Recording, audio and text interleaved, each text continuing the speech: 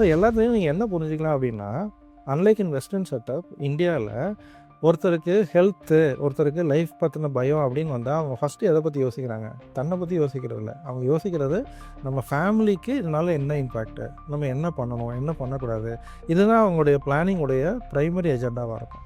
So இது வந்து ஒரு யூனிக்கான ஒரு விஷயம். மற்ற ஃபேக்டர்ஸ் எல்லாத்தையும் விட they will have one very very particular question. அது என்ன டாக்டர், என்ன ட்ரீட்மெண்ட்டோ, என்ன பண்ணுங்கள், சைடு எஃபெக்ட், அதெல்லாம் எனக்கு பிரச்சனை கிடையாது. எனக்கு திரும்ப இது வரக்கூடாது, வராமல் இருக்குமா? ஏன்னா நான் என் குழந்தைகளை என்ன பார்க்கணும், என் குழந்தைங்களுக்கு இது நான் பண்ணணும்னு ஆசை வச்சுருக்கேன்.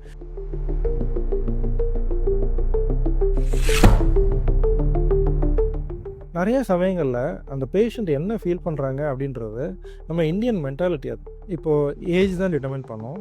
ஏஜ் எப்படி அப்படின்னு கேட்டிங்கன்னா, ஒரு 60-70 வயசில் உள்ள ஒருத்தருக்கு கேன்சர்னு டயக்னோஸ் பண்ணால் அவங்க ஃபஸ்ட்டு என்ன தெரியுமா யோசிப்பாங்க? அனுபவத்தில் நாங்கள் பார்க்குற விஷயத்தை சொல்கிறோம்.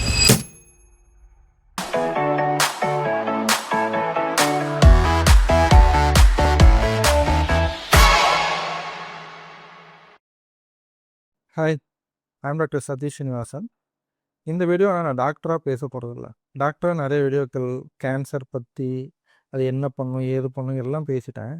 இந்த பர்டிகுலர் வீடியோ நான் என்ன பேசணும்னு நினைக்கிறேன் அப்படின்னா, கேன்சர் பேஷண்ட்ஸை பார்க்குற ஒரு ஃபெலோ ஹியூமன் பீயிங்காக நான் என்ன எக்ஸ்பீரியன்ஸ் பண்ணேன், என்ன ஃபீல் பண்ணேன், அதை பற்றி என்னுடைய தாட்ஸை ஷேர் பண்ணணும்னு நினைக்கிறேன். So this is not as a doctor, it is as a friend who has seen a patient who is suffering from cancer. So இதை வச்சு பார்த்தோன்னே என்ன கெஸ் பண்ணிடுவோம், சரி பேஷண்ட் கூட வந்திருக்கிறது அவங்களுடைய இன்லாஸ் வந்திருக்காங்க. இப்போ இன்லாஸ் வந்திருக்காங்க அப்படின்ற போது பேஷண்ட்டுக்கு வந்து நிறைய சமயங்களில் அவங்க கேட்குற கேள்விகள் வந்து தயங்கி தயங்கி கேட்பாங்க. இல்லை எல்லா விஷயத்தையும் ஓப்பனாக அவங்களால கேட்க முடியாது. ஏன்னா அந்த கேட்குற நீங்கள் வர்ற பதிலை அவங்க மட்டும் கேட்க போகிறதில்ல, அவங்க இன்லாஸ் கேட்க போகிறாங்கன்றதுனால அந்த ஒரு தயக்கம், ஒரு பதட்டம் இருக்கும். இதே பையனோட பொண்ணோட வரும்போது அவங்க எல்லா ஃபியரையும் அவங்களால ஓப்பனாக கேட்க முடியும். ஸோ இது வந்து அதுக்காக இப்போ அல்டிமேட்டாக பார்த்துட்டு போகிற மர்மலாக தான் இருக்கலாம். பட் ப்ராக்டிக்கலாக அப்சர்வ் பண்ணுற ஒரு விஷயத்த சொல்கிறேன் நான். அடுத்தது, இந்த பேஷண்ட்டுடைய ஸ்டேட் ஆஃப் மைண்ட் இருக்கு இல்லையா, உள்ளே வரும்போது என்ன என்ன மாதிரி ஒரு மனநிலையில் இருக்காங்க அப்படின்றது ஒவ்வொரு விசிட்டில் மாறிக்கிட்டே இருக்கும். அதை நம்ம கண் கூட பார்க்க முடியும். ஸோ கேன்சருக்கான டெஸ்ட் பண்ணுற ஸ்டேஜில் இருக்கும்போது அவங்க சில பேர் என்ன பண்ணுவாங்கன்னா, ரொம்ப ஸ்ட்ராங்காக இருப்பாங்க. இது கேன்சரெல்லாம் இருக்க வாய்ப்பே இல்லை, ஒன்றுமே இருக்காது அப்படின்ற ஒரு ஸ்ட்ராங் வில்லோடு இருப்பாங்க. இன்னும் சில பேர் பயங்கர ஃபியரில் இருப்பாங்க. ஐயோ இது கேன்சர்னு சொல்லிடுவாங்களோ அப்படின்ற ஒரு சிவியரான ஒரு பயத்தில் இருப்பாங்க. ஸோ இது வந்து ஃபஸ்ட்டு கன்சல்டேஷனில் நம்ம பார்க்குற விஷயம். 2வது கன்சல்டேஷனில் கேன்சர் இல்லைன்னு சொன்னால் என்ன நடக்கும்ன்றது நான் உங்களுக்கு சொல்ல தேவையில்லை. You can imagine any happy Tamil movie அதுதான் நடக்க போகுது. பட் கேன்சர் இருக்குன்னு வந்தால் அடுத்து அவங்க பேஷண்ட் எப்படி இருப்பாங்க?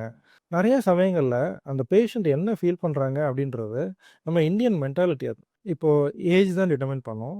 ஏஜ் எப்படி அப்படின்னு கேட்டிங்கன்னா, ஒரு 60-70 வயசில் உள்ள ஒருத்தருக்கு கேன்சர்னு டயக்னோஸ் பண்ணால் அவங்க ஃபஸ்ட்டு என்ன தெரியுமா யோசிப்பாங்க? அனுபவத்தில் நாங்கள் பார்க்குற விஷயத்த சொல்கிறேன் நான். தனக்கு என்ன ட்ரீட்மெண்ட்டு, இது எப்படி பண்ணுறது, ஏது பண்ணுறது, இதெல்லாம் யோசிக்க மாட்டாங்க. நிறைய பேர் வாயிலேருந்து வர வார்த்தை என்னென்னா, இத்தனை வயசுக்கு மேலே நான் என் பசங்களுக்கு கஷ்டம் கொடுக்கணுமா, நான் இந்த ட்ரீட்மெண்ட் பண்ணணுமா, எதுக்கு நான் இனிமேல் அவங்கள சிரமப்படுத்தணும், இதை சொல்கிற பேஷண்ட்ஸ் தான் நிறைய. இப்போ கூட இருக்கிற பசங்க என்ன சொல்லுவாங்க, ஏம்மா இதுக்கெல்லாம் ஏம்மா நீ யோசிக்கிறேன்னு சொல்லி அவங்களுடைய டென்ஷன் தான் நிறையா இருக்கும். இது என்னன்னு சொல்லுங்கள் டாக்டர், நாங்கள் பண்ணுறதுக்கு எல்லாம் தயார், ஆனால் அம்மா இப்படி யோசிக்கிறாங்க, அவங்க கன்சர்ன் இப்படி தான் இருக்கும். ஸோ அந்த ஒரு இனிஷியல் ஃபேஸில் அவங்களுக்கு இல்லைம்மா இது சின்ன ட்ரீட்மெண்ட்டு தான், ஒரு 3 மாதம் 4 மாதம் தான், நீங்கள் பசங்களுக்கு கஷ்டம்லாம் கொடுக்கல, நீங்கள் நல்லானா தான் உங்கள் பசங்களும் நிம்மதியாக இருப்பாங்க அப்படின்றத புரிய வச்சு அந்த ஒரு அவங்க ஹேண்ட் ஹோல்ட் பண்ணி அவங்க கையை பிடிச்சி கூட்டிகிட்டு போகணும். இந்த பயப்படாதீங்க, இது செலவெல்லாம் கிடையாது, சிரமம்லாம் கிடையாது அப்படின்றத புரிய வைக்கிறது. இது வந்து ஒரு 60-70 இயர்ஸில் உள்ள ஒருத்தவங்களுடைய state of mind after cancer diagnosis. இதே கொஞ்சம் யங்கர் ஏஜ் வாங்களேன், ஒரு 30 இயர்ஸ் 40 இயர்ஸ் உள்ள ஒரு இண்டிவிஜுவல் நம்ம பார்க்குறோம்.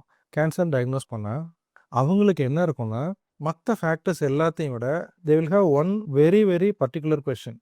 அது என்ன டாக்டர், என்ன ட்ரீட்மெண்ட்டோ, என்ன பண்ணுங்கள், சைடு எஃபெக்ட், அதெல்லாம் எனக்கு பிரச்சனை கிடையாது. எனக்கு திரும்ப இது வரக்கூடாது, வராமல் இருக்குமா?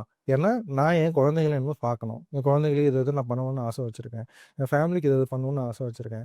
அதை பண்ணுறதுக்கு எனக்கு அதுக்குள்ளே லைஃப் ஸ்பேன் இருக்குமா? என்னால் இன்னொரு 10 வருஷம் 20 வருஷம் இருக்க முடியுமா? ரொம்ப ஓப்பனாக பேஷண்ட்ஸ் என்ன சொல்லுவாங்கன்னா, இன்னொரு 3 வருஷத்தில் என் பையனுக்கு கல்யாணம் பண்ணணும் டாக்டர், அது வரைக்கும் இருந்தால் போதும். இது ஓப்பனாக பேஷண்ட் சொல்கிற விஷயம். கேன்சர் பொறுத்த வரைக்கும் நீங்கள் 2 வருஷம் நல்லா இருந்தீங்கன்னா அடுத்த 25 வருஷத்துக்கு நல்லா இருக்க போகிறீங்கன்றது தான் நிறைய டைம் நடக்க போகிற விஷயம். ஆனால் அவங்க 25 வருஷம்லாம் எனக்கு வேணாம் டாக்டர், எனக்கு 3 வருஷம் இருந்தால் போதும்னு அடம் பிடிச்சி பண்ணிட்டு இருக்கிற பேஷண்ட்ஸ் இருப்பாங்க. ஸோ எல்லாத்துலேயும் நீங்கள் என்ன புரிஞ்சுக்கலாம் அப்படின்னா, அன்லைக் இன் வெஸ்டர்ன் செட்டப் இந்தியாவில் ஒருத்தருக்கு ஹெல்த்து, ஒருத்தருக்கு லைஃப் பற்றின பயம் அப்படின்னு வந்தால் அவங்க ஃபஸ்ட்டு எதை பற்றி யோசிக்கிறாங்க?